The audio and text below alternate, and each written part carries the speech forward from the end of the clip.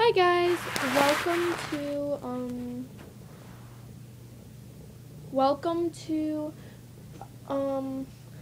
my read aloud of Monster High by Lacey Harrison.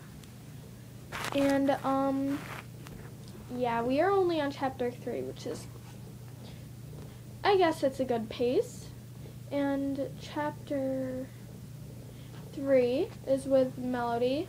So let's get started. You've got mail, and mail is spelled like M-A-L-E.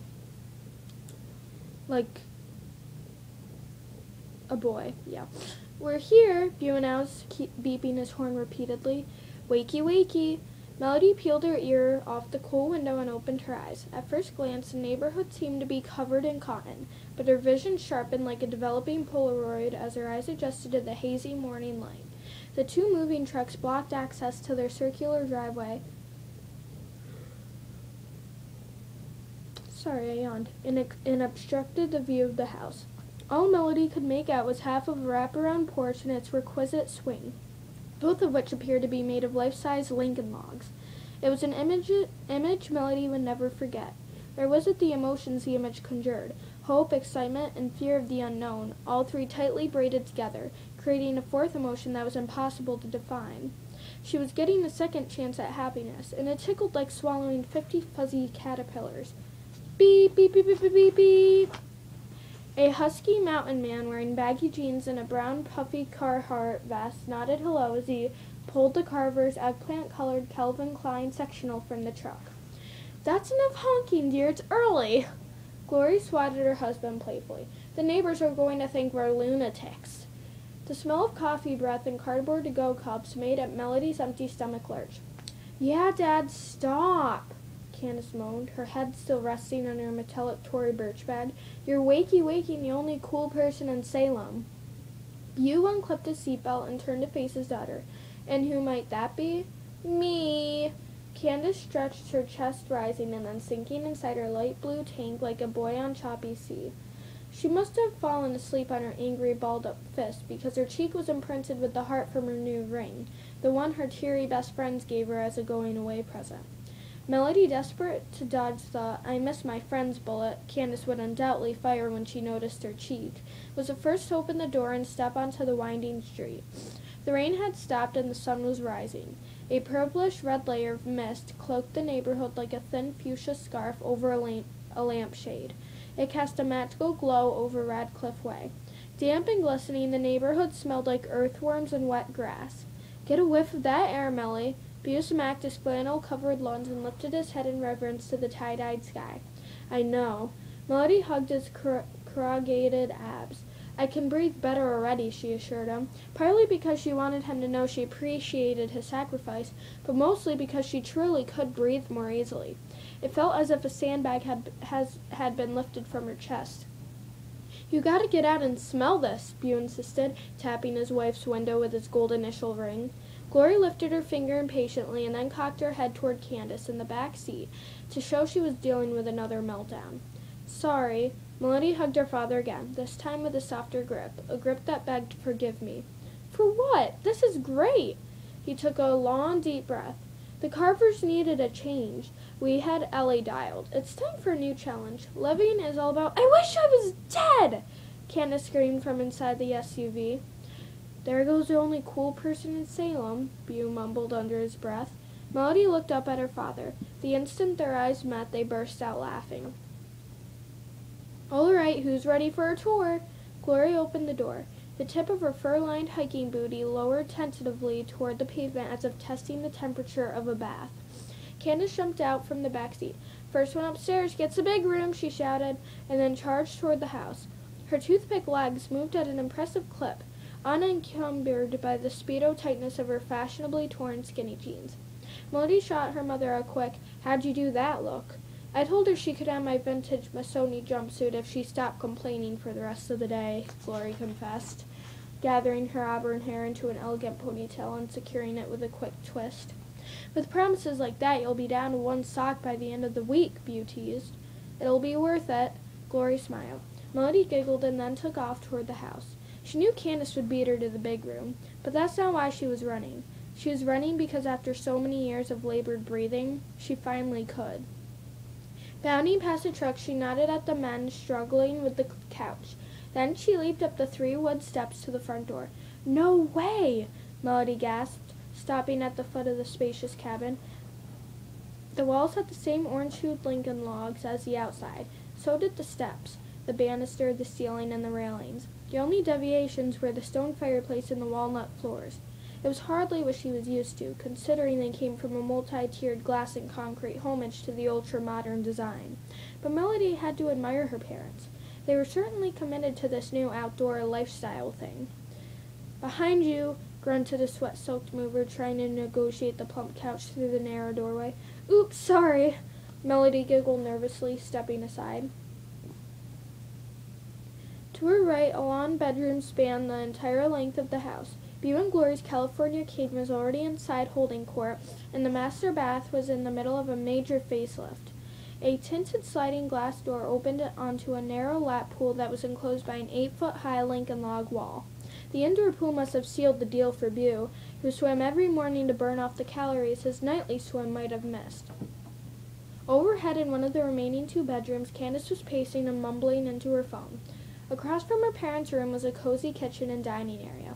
The carver's sleek appliances, glass table, and 8 black lacquered chairs looked futuristic compared to the rustic wood.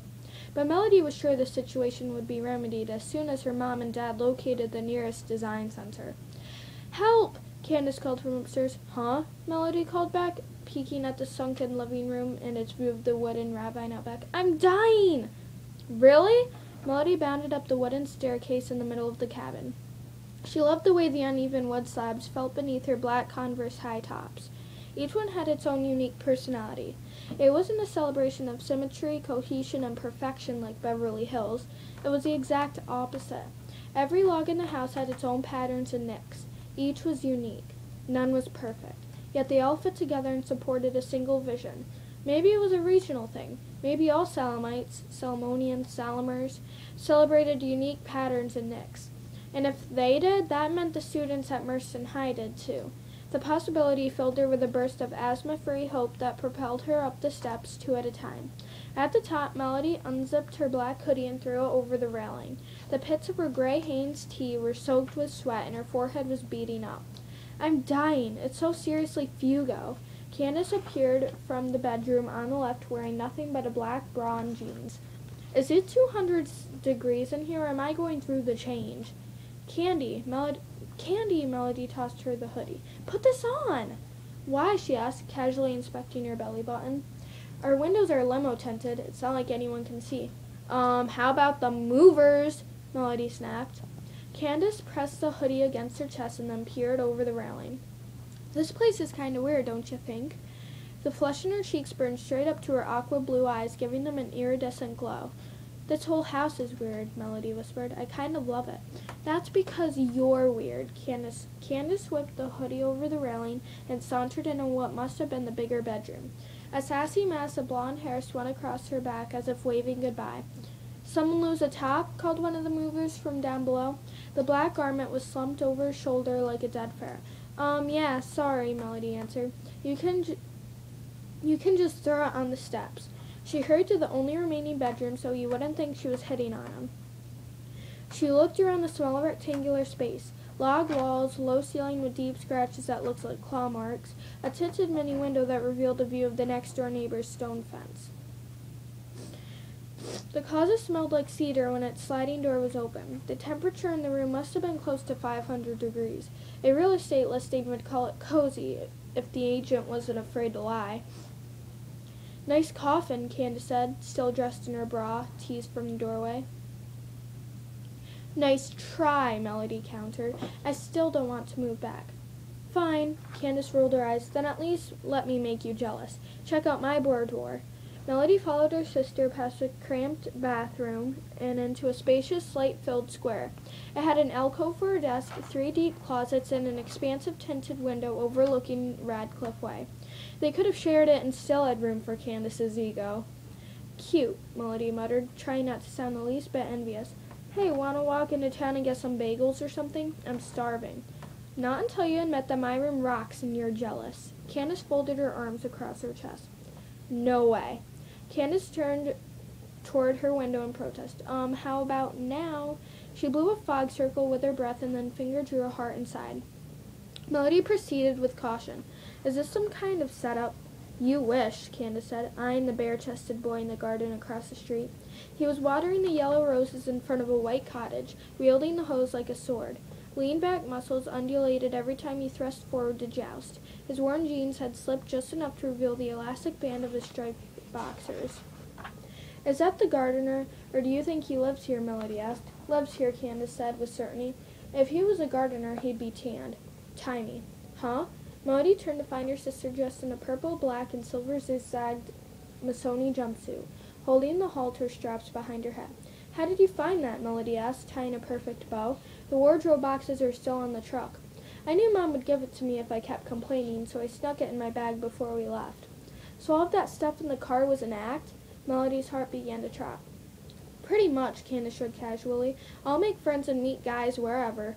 Besides, I need to keep my grades up this year if I want to get into a good college. And we all know that wasn't going to happen senior year in Cali. Melody wasn't sure whether she wanted to hug her sister or hit her, but there wasn't time for either.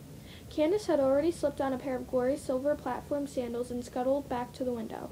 Now who's ready to meet the neighbors? Candace, don't! Melody begged, but her sister was already struggling with the iron latch. Trying to tame Candace was like trying to stop a moving roller coaster by waving your hands in the air. It was an exhausting waste of time. Hey, hot stuff! Candace shouted out the window, then ducked below the ledge. The boy turned and looked up, sheltering his eyes from the sun. Candace lifted her head and peeked. Nope, not interested, she muttered. Too young, 4 eyes, no tan. You can have 'em. Melody wanted to shout, I don't need you to tell me who I can and can't have. But there was a shirtless boy with black framed glasses and a mop of brown hair staring at her. All she could do was stare back and wonder what color his eyes were. He waved awkwardly, but Melody remained frozen. Maybe he'd assumed she was one of those life-size cardboard cutouts in the lobby of the movie theater, and not a really socially awkward girl who was about to kick her sister in the shin. Ouch! Candace wailed, grabbing her shin. Melody moved away from the window. I can't believe you did that to me, she shouted. Well, it's not like you were going to do anything, Candace insisted, her blue-green eyes widening from the strength of her own conviction. Why would I? I don't even know him. Melody leaned against a bumpy log wall and lowered her head in her hands. So, I'm tired of people thinking I'm a freak. I know you can't relate to that, but get over it already, will ya? Candace stood. You're not Melody anymore. You're pretty. You can get hawk eyes now. Tan ones with good vision, not geeky hose jousters. She shut the window. Don't you ever want to use your lips as something other than veneer protectors? Melody felt a familiar pinch behind her eyes. Her throat dried. Her mouth twitched. Her eyes burned. And then they came. Like salty little paratroopers, tears descended en masse. She hated that Candace saw she had never made out with a boy. But how could she convince a 17-year-old with more dates than a fruitcake that Randy the Starbucks cashier, a.k.a. Scarbucks because of his acne scars, was a great kisser? She couldn't. It's not that simple, okay? Melody kept her tear-soaked face hidden. Being pretty is your dream. Singing was mine, and it's over. So live my dream for a while. Candace wiped gloss across her lips. It's more fun than feeling sorry for yourself, that's for sure. How could Melody possibly explain her feelings to Candace when she barely understood them herself? My pretty is fake, Candace. It was engineered. It's not even me. Candace rolled her eyes. How would you feel if you got an A on a test that you copied off someone? Melody asked, trying another tactic. Depends, Candace said. Did I get caught? Melody lifted her head and laughed. A giant snot bubble burst on her nose, which she quickly wiped on her jeans before her sister could see.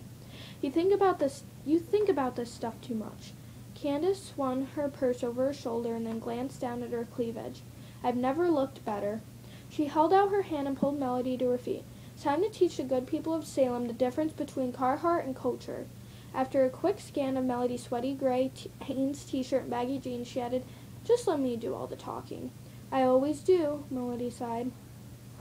Okay, I really have to end this part here. That was chapter 3, so yeah. Bye, guys.